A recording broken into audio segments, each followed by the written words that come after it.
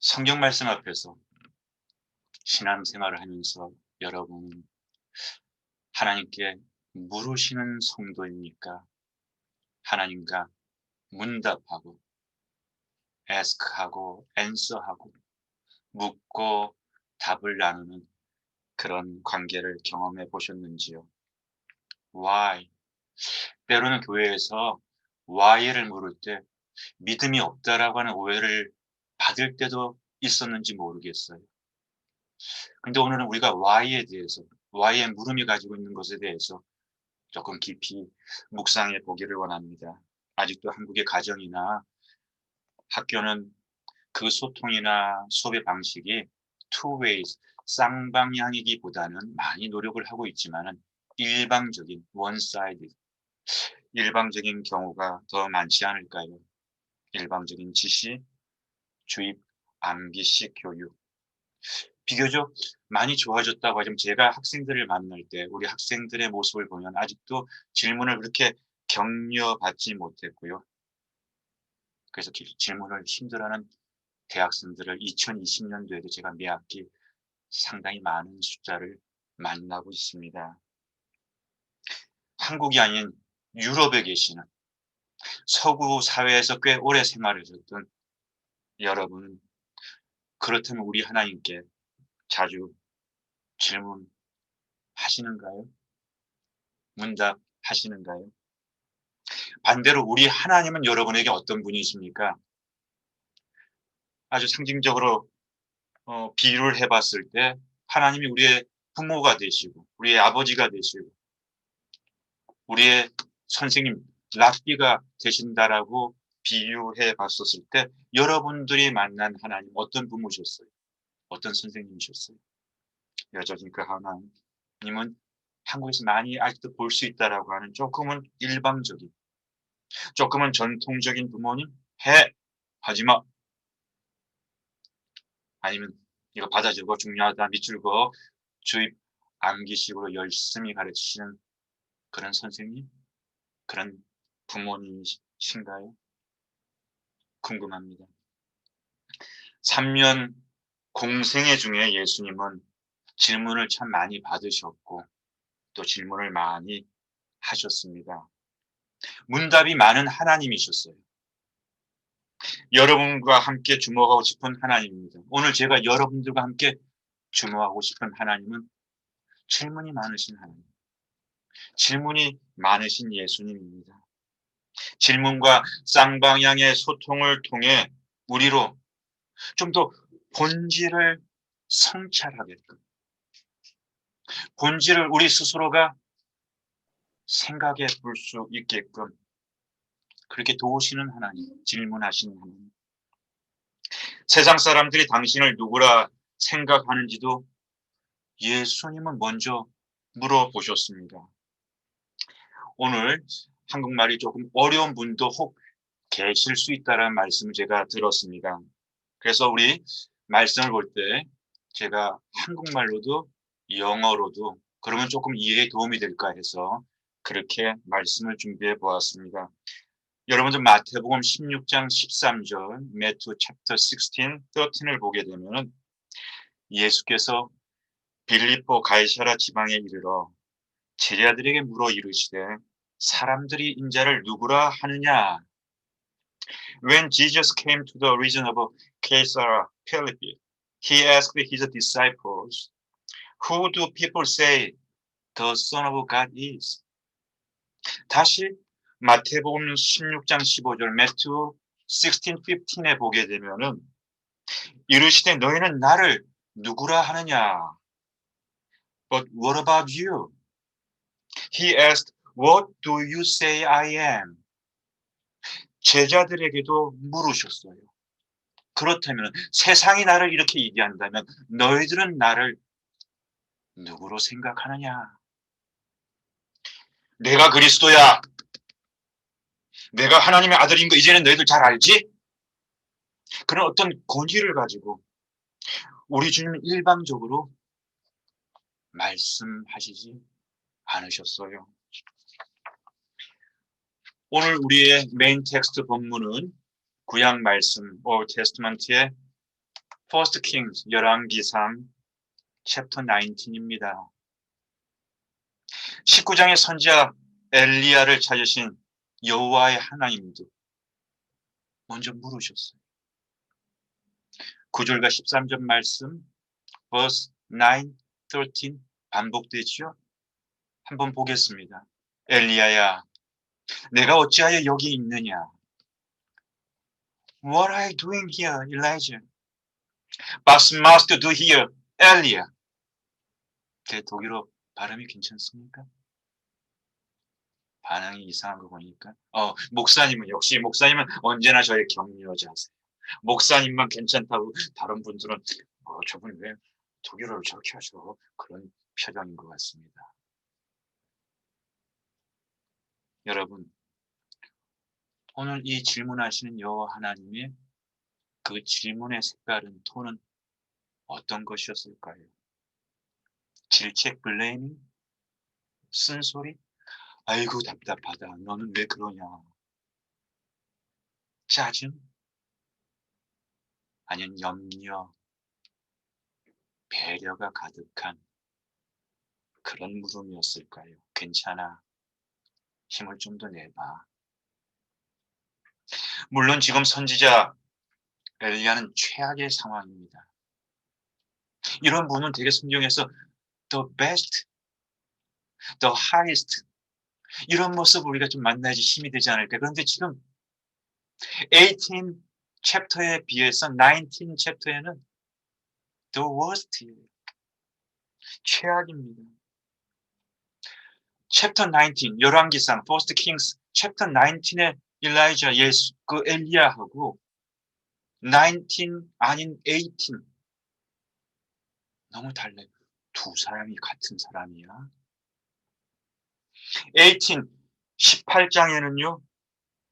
바알 선지 450 아세라 선지 400 850 앞에서 혼자 서가지고 당당히 격파해내는 지금도 성지 갈메살 이스라엘 수도원에 가게 되면은 그 당당한 엘리야의 동상을 우리가 그것이 우리한테는 훨씬 더 포밀리어한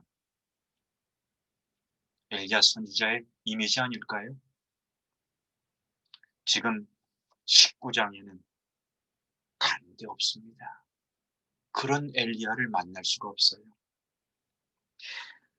열왕기상 First Kings Chapter 19 verse 3 to 7을 한번 보게 되면 19장 3절과 4절 말씀 보게 되면은 그가 이 형편을 보고 일어나 자기의 생명을 위해 도망하여 유다에 속한 브엘세바에 이르러 자기의 사환을 그곳에 머물게 하고 자기 자신은 광야로 들어가 하룻길쯤 가서 한 로뎀 나무 아래에 앉아서 자기가 죽기를 원하여 이르되 여호와여 넉넉하오니 지금 내 생명을 거두시옵소서. 나는 내 조상들보다 낫지 못하나이다 하고 Elijah was afraid and ran for his life.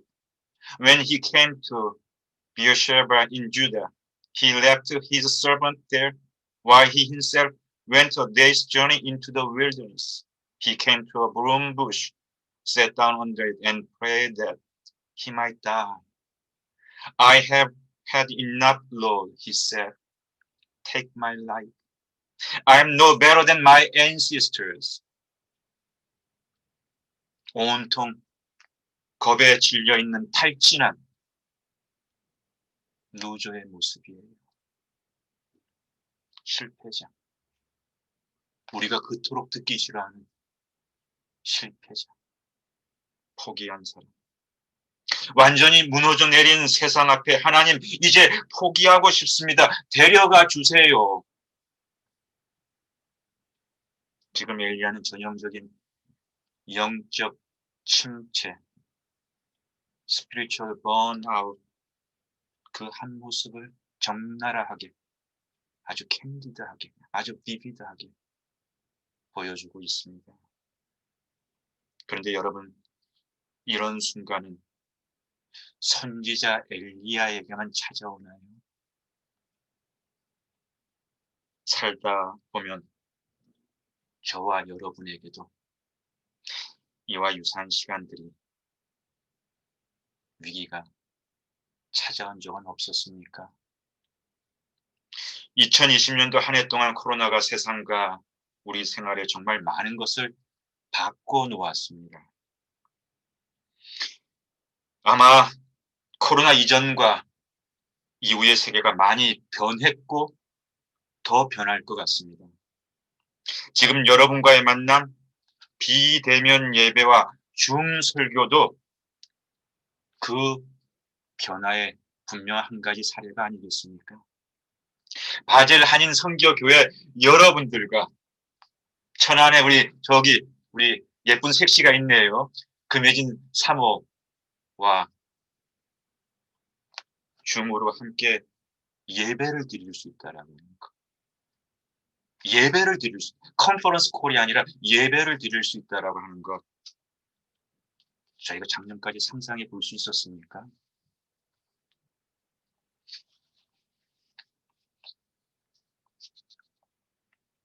올 초 집사람과 둘째가 여러분 방문해서요. 오늘 또 이렇게 같이 예배를 드리게 된다고 하니까 우리 둘째도 다시 한번 기대하는 마음으로 아까 잠깐 얼굴을 보여 인사를 드렸지요. 코로나 위기 중에 이런 말이 좀 어울릴까 모르고 코로나 덕분에 이렇게 다시 만날 수 있는 일이 신기할 따름이고요. 기술의 진보가 한편은 대단합니다. 그럼에도 불구하고 코로나로 인한 변화는 우리와 교회에도 여러 혼란과 갈등을 불러온 것도 사실입니다. 주일 대면 예배를 한국 교회가 순교의 교회였는데 주일 대면 예배, 주일을 성수한다는 것이 우리 믿음의 굉장히 중요한 본질이었는데 대면 예배를 교회에 가서 드리는 예배를 목숨 걸고 계속할 것인지 비대면 온라인으로 대체할 것인지를 두고 코로나 초기에 한국 교회도 오늘 19장 엘리야만큼이나 큰 혼란과 갈등을 겪었지요. 지금도 그 여진이 남아 있고요. 며칠 전 미국은 대법원의 결정으로 그 갈등이 더 좀 커가고 있는 모양입니다. 지금도 ING예요. 약 2800년 전 엘리야를 찾았던 하나님은 오늘 코로나 시대의 변화를 겪는 우리에게도 묻고 계십니다. 엘리야야, 내가 어찌하여 여기 있느냐? 우리의 자리를 물으신다고요. 엘리야야, 내가 지금 여기 있느냐? 너의 역할이 뭔데? 너의 예배가 뭔데? 너의 사역이 뭔데? What are you doing here, Elijah? What must do here, Elia? 코로나로 인해 이렇게 비대면 줌 예배라고 하는 전혀 예상치 못한 경험하지도 못했던 새로운 예배를 드리는 저와 여러분에게도 세 가지를 묻고 계십니다. 첫째, 코로나 시대에 하나님은 가장 먼저 저와 여러분에게 교회란 무엇인가? What is a church for you? 교회란 무엇인가를 다시 묻고 계십니다. 언제나 물으셨지만 코로나 상황에서 더 진지하게 우리에게 묻고 계십니다. 고린도전서 3장 16절 First Corinthians chapter 3, 16 한번 여러분 찾아보시겠어요? 너희는 너희가 하나님의 성전인 것과 하나님의 성령이 너희 안에 계시는 것을 알지 못하느냐? Don't you know that you yourselves are God's temple and that God's spiritual dwells in your midst? 하나님의 성전, 하나님의 교회가 무엇이라고 오늘 고린도 전서에서 말씀하셨지요? 저와 여러분. 오늘 이 예배에 나온 우리 성도님들 한 사람 한 사람이 하나님의 성령이 임재하는 그 한 영혼이 그 한 사람이 곧 하나님의 성전, God's temple, 교회라는 말씀입니다. 물론 잘 알고 있지요. 교회는 건물만이 아니야. 예배드리는 우리 공동체가, 내 자신이 하나님의 성전 교회야 알고 있지요. 그런데 머리로만 알지 않았습니까? 이론으로만, 이론으로만 알고 계신 것은 아니었나요? 코로나 시대 이게 뚝뚝 떨어져가지고 예배드려야 됩니다. 공동체를 모인다고 하지만 지금 우리 화면 뒤에서는 무슨 상황이 일어나는지 뚝뚝 떨어져서, 바로 그 시대 하나님은 또다시 우리에게 진지하게 물으시는 거예요. 내가 교회야. 목사님이 교회입니다. 집사님이 교회입니다. 성도님이 교회입니다. 권사님이 교회입니다. 주일마다 바젤 한인 선교교회로 다 차를 타고 모여서, 열차를 타고 모여서 대면 예배로 모이고 다시 주중엔 가정과 세상의 일상으로 흩어지는 것이 지금까지, 지난 수천 년간, 지난 수백 년간, 그리고 여러분들이 지난 몇십 년간 저와 여러분이 경험하고 지켜왔던 실상 우리의 교회요, 주일 예배였잖아요. 매주 every week, 매달 every month, 매년 every year, 이렇게 반복되는 사이클이 저와 여러분의 교회 생활이었습니다.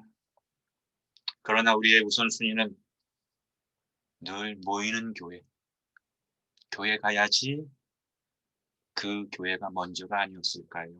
머리로는, 이론으로는, 교육으로는 흩어지는 교회, 세상의 빛과 소금으로 나아가 살아야 되는 선교가 교회라고 알고는 있었지만 말이죠. 그런데 펑, 코로나가 터졌고요. 우리는 이렇게 강제적으로 forcefully 흩어져 버리고 말았습니다. 우리 계획이 있었습니까? 이 일에 대해서? 우리의 의지가 있었습니까? 신앙이나 믿음과 상관없이 정부의 방역 규제에 따라 모일 수도 없게 되었고 또 모이지도 말아야 할 것입니다. 그런데 여러분, 이런 일이 교회의 역사에 처음일까요? 한번 보시자고요. 대표적인 한 사례를 보시자고요. 뉴 테스트먼트 신약의 사도행전 8장 1절 말씀입니다. Acts chapter 8 verse 1입니다. 그날에 예루살렘에 있는 교회에 큰 박해가 있어 사도 외에는 다 유대와 사마리아 모든 땅으로 흩어지니라. 흩어지는 교회. On that day, a great persecution broke out against the church in Jerusalem, and all except the apostles were scattered throughout Judea and Samaria. 역사상 가장 이상적이고 모범적으로 모이기에 힘썼던 교회가 어떤 교회인지 아시죠? 예루살렘 교회였어요. 그렇게 열심히 모였던, 가장 이상적으로 모였던, 유무상통이라 너무 아름다웠다고 여러분 사도행전 보시면 만난 그 교회가 예루살렘 교회입니다. 박해로 그렇게 모이기에 힘썼던 교회가 흩어져야만 했습니다. 이렇게 흩어지는 교회는 유대인들로만, ethnical, 유대인들로만 구성되어 있고 그렇게 강력했지만 지역적으로 예루살렘이라고 하는 로컬 처치였는데, 그 흩어짐을 통해서 모든 열방으로, all nations, 유대인들만 교회 가는 것이 아니라 다른 인종들도 교회를 나갈 수 있는, 예루살렘만 교회가 되는 것이 아니라 all the world, 열방과 세계의 교회로 트랜스포메이션, 변화시켜버린 거예요. 결정적인 터닝 포인트가 무엇인지 아시죠? 흩어지는 교회에 있었습니다. 박해로, 누구도 박해를 원하지 않아, 누구도 코로나를 원하지 않습니다. persecution, 박해로 예루살렘을 피해 사마리아로, 온 유다로, 소아시아와 유럽으로 흩어져야만 했던 한 사람 한 사람, 예루살렘 성도들, 예루살렘 교우들, 그들 교회들을 통해서였어요. 이 트랜스포메이션. 코로나로 인한 신앙생활에 여러 제한과 리미트, 많은 변화들, 체인지에도 불구하고 이렇게 흩어지는 교회로서의 우리 자신들을 재발견하고 리디스커버리. 내가 나를 안 잡아지만 다시 한번 찾아보세요. 내가 아직도 놓치고 있었던 나의 신앙의 모습.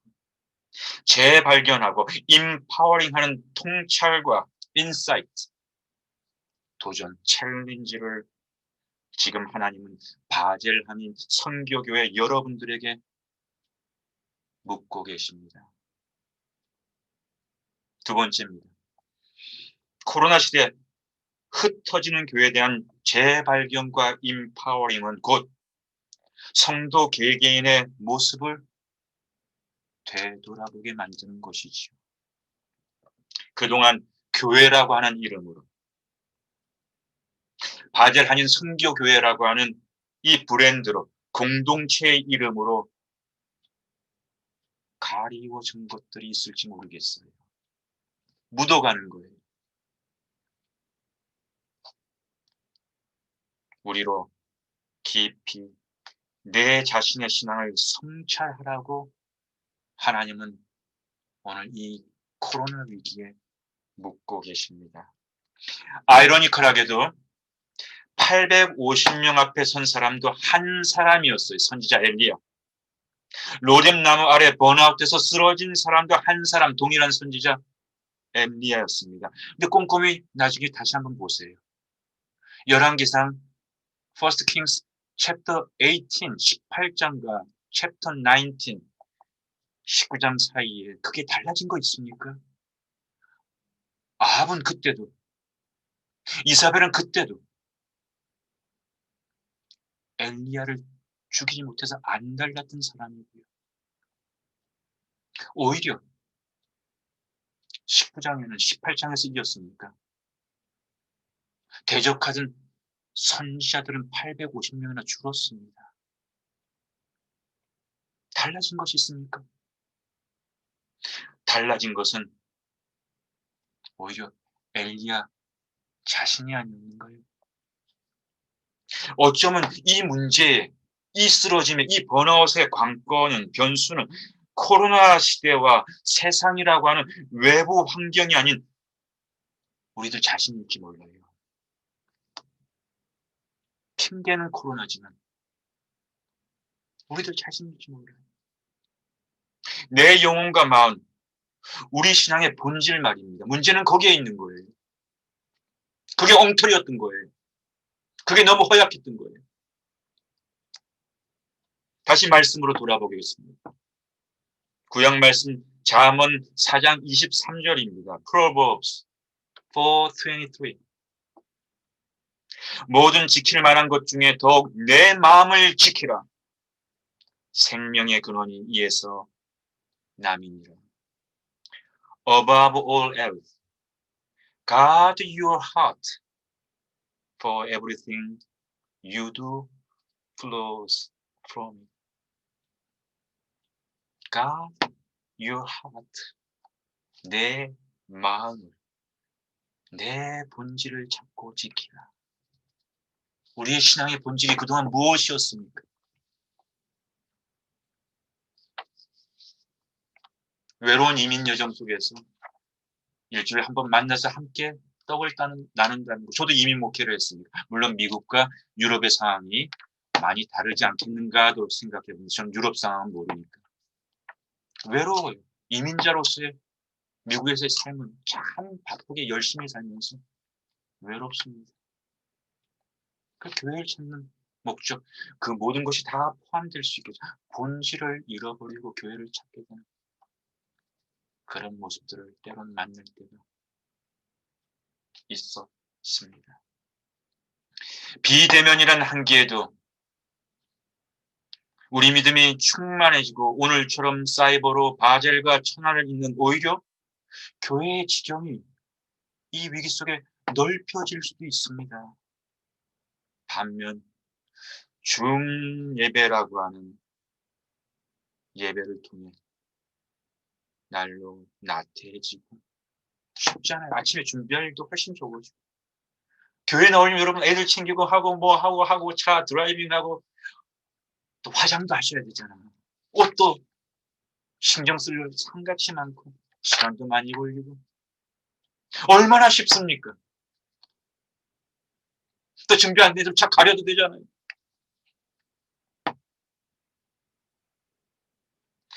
줌 예배로 날로 나태해지고 안주하며 우리 자신들이 영적으로 무기력해질 수도 있습니다. 관건은 더욱더 코람되고 하나님 앞에서 코람되고 하나님 앞에서 서야 하는 우리 자신들인 것이죠. 너 자신은 내 앞에서 너 자신을 보라. 죽어서 만나게 될 그 자리에 앞서 오늘 이 순간 코람되고 늘 깨어있지 않으면 코로나 시대는 우리 믿음의 간격과 격차가 이 시대를 더욱더 전기로 삼아 잘 자라는 성도와 이 시대 앞에 안주하게 되는 성도, 그 믿음의 간격과 격차를 교육의 차별성이 더 많아지고 있다는 그 얘기만큼이나 간격을 벌려놓을지도 모르겠습니다. 1517년 마틴 루터의 종교개혁은 성경과 그리스도 예수의 속죄를 성직자와 로마 교회로부터 캐톨릭 교회로부터 개별 성도 한 사람 한 사람에게 돌린 두 가지 개혁, 리포메이션으로도 설명할 수 있습니다. 첫째, 교회의 민주화입니다.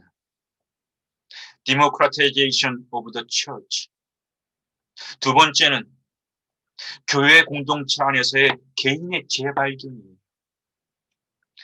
1000년 동안 교회에 의해서 억압받았던 한 영혼들이 rediscover of individual in the church community. 교황의 추적을 피해 독일의 개혁자 루터는 마르크부르크 성에 숨어 있어야 했습니다. 세상과 단절, 격리되어야 했습니다. 끊어져야 했습니다. 그 격리된 혼자만의 위기 상황 중에 루터가 행한 종교개혁의 첫 번째 프로젝트, 출발점 비기닝이 여러분 무엇인지 아십니까? 신약 성경의 독일어 번역이었습니다. Translation of New Testament into German. 독일의 그리스도인들에게 마침내 처음으로 성경 하나님의 말씀을 그들의 말로서 읽고 이해할 수 있도록 돌려주는 것이 교회의 개혁이었습니다. 그 이전 중세 교회는 1000년 동안, 자그마치 1000년 동안, 1000 years 성경을 라틴어로만 읽게 했습니다. 성직자들도, 제대로 훈련받지 못한 성직자들도 읽지 못하는 성경이었다니까요.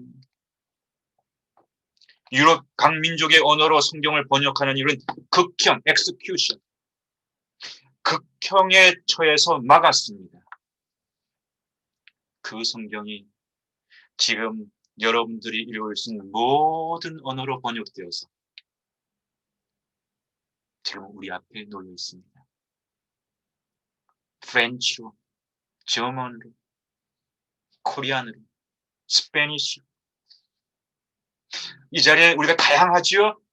다 읽을 수 있습니다. 다 놓여져 있습니다. 이 사실을 코로나 시대에 우리는 다시 한번 주목해야 되겠습니다. 사자 앞에서만, 프리스트 앞에서만, 교회 앞에서만 반드시 해야 한다는 고해 성사도, 종교개혁은 그리스도 예수의 이름으로 속죄를 구할 수 있는 개별 성도들의 고백과 개보일 성도들의 기도로 돌려놓았습니다. 예수 그리스도의 이름으로 용서를 받게 되었습니다. 코로나 블루 시대에도 불구하고 이러한 말씀과 기도의 은혜를 너무 되풀이되고 뻔한 얘기지만 코로나 시대이기 때문에 이 말씀과 기도의 은혜를 바젤하는 성교교회 겨우 한 분 한 분이 고백하고 결단하기를 지금 하나님이 묻고 계십니다.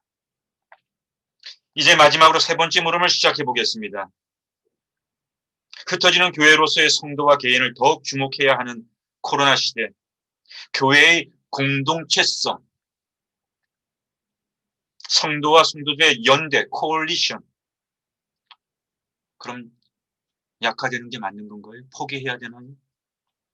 어떻게 해야 합니까? 다시 말씀을 보죠. 오늘 본문 1 Kings chapter 19 반복해서 10절과 14절 10, 14에 반복해서 엘리야는 하나님의 물음에 거듭거듭 이렇게 defend, 항변하고 있습니다. 그가 대답하되 내가 만군의 하나님 여호와께 열심히 유별하오니 이는 이스라엘 자손이 주의 언약을 버리고 주의 제단을 헐며 칼로 주의 선지자를 죽였음이오며 오직 나만 남았거늘 그들이 내 생명을 찾아 빼앗으려 하나이다. He replied, I have been very jealous for the Lord, for God Almighty. The Israelites have rejected your covenant, torn down your altar, and put your prophets to death with the sword. I am the only one left, and now they are trying to kill me too. 저만 남았습니다, 하나님. 그리고 이젠 저 혼자 감당하기 너무 지쳤습니다. 비록 코로나 시대 신앙인 개인이 더욱 중요하다 할지라도 너무 많은 책임이 responsibility가 결국 개인에게만 돌아간다면 버거울 수도 있습니다.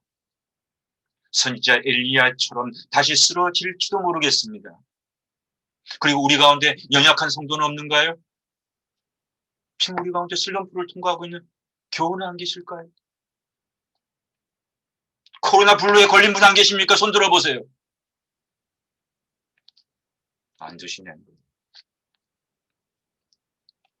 신앙생활이 결국 적자생존, survival of the fittest, 강자만이 살아남을 수 있는 그런 길은 아니잖아요.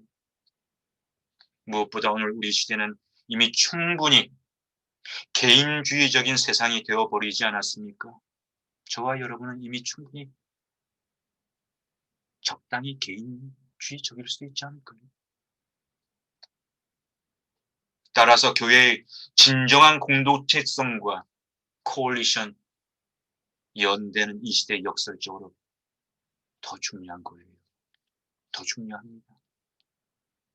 여호와 하나님 이제 자기 한 사람만 남았다는 선지자 엘리야에게 뭐라고 대답하시는지 경청해 보시기를 바랍니다.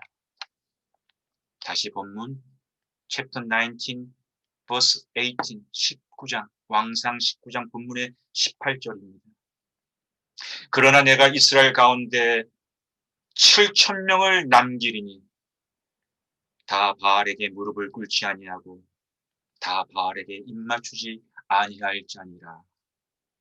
Yet I reserve 7,000 in Israel, all whose knees have not bowed down to Baal, and whose mouth have not kissed him. 이스라엘에 아직도 7,000명의 엘리야가 있다는군요.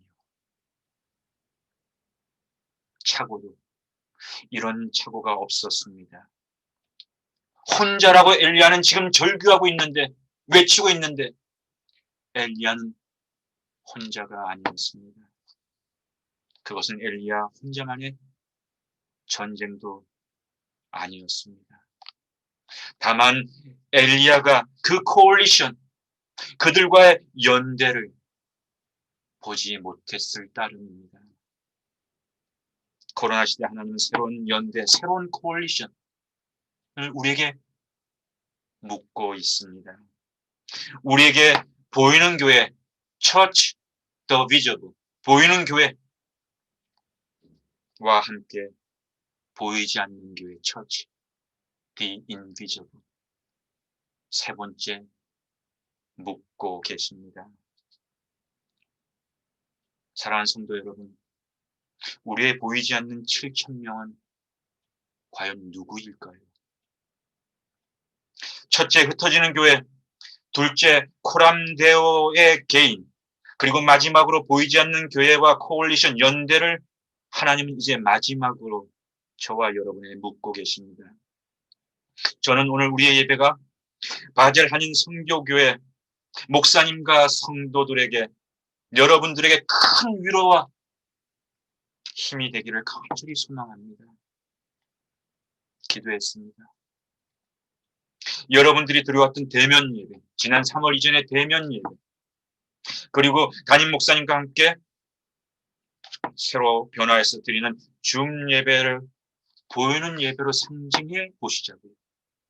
어쩌면 여러분들에게 저라고 하는 존재는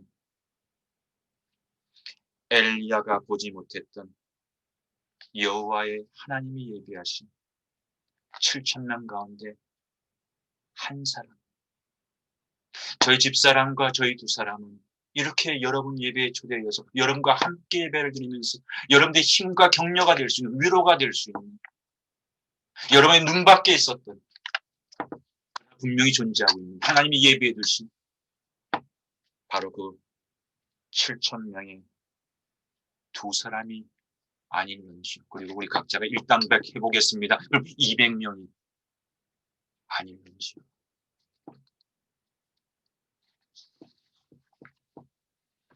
지난주 화요일 11월 24일입니다. 제가 수업하는 대학생들을 대상으로 포럼을 개최했습니다. 그 제목은 오픈 포럼 꿈과 끼라는 행사입니다. 줌으로 했던 행사입니다. 포럼의 첫 번째 강사는 새내기 1학년 이번 학기 제 수업의 학생입니다. 수업 과제를 통해 우리 학생이 창업을 했다는 사실을 알게 되었고요. 창업을 해보겠다, 앞으로 졸업 이후에 창업을 생각한다라고 하는 생각은 프로젝트를 통해 가지고 학생들을 만나면서 여러 학생들을 만날 수 있었지만 이미 창업을 했습니다 라고 하는 친구는 처음이었습니다. 물론 반팔 셔츠에 디자인 프린팅을 해서 온라인 마켓에 판매를 하는 사업이라고 얘기하기에는 너무 작은 첫 도전일 수도 있습니다. 그러나 거기까지도 대학생 시절 경험해 볼 수 있는 그런 도전적인 대학생들이 과연 몇 명이나 될까요? 우리 학생들의 꿈과 끼를 격려하면서 그 친구의 작은 노하우를 또다시 필요로 하는 다른 학생들과 포럼, 열린 광장이잖아요. 소통의 자리잖아요. 그것을 통해서 소통하게 하고 싶었습니다. 또다시 그 과정을 통해서 꿈과 끼를 가지고 있는 새로운 대학생들, 강사를 발굴하고 세워가면서 우리 학생들이 서로를 임파워링하는, 세워주는 공동체를 만들어가는 것이 교수의 역할이고 오늘 대학의 중요한 역할이고 사역이라고 저는 믿고 있습니다. 예전같이 강의실을 예약하고 물리적으로 학생들을, 이렇게 그 바쁜 학생들을 그 특정한 장소로 포럼으로 모인다고 하는 것은 굉장히 어려웠겠지요.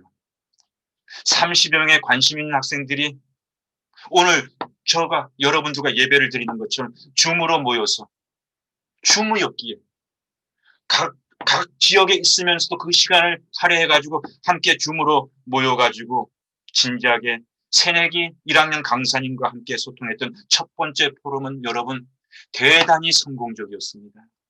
감격스러웠습니다. 무엇보다 새내기 강사님이 너무너무 감격했습니다. 그 1학년 새내기 강사님이 너무너무 감격했습니다.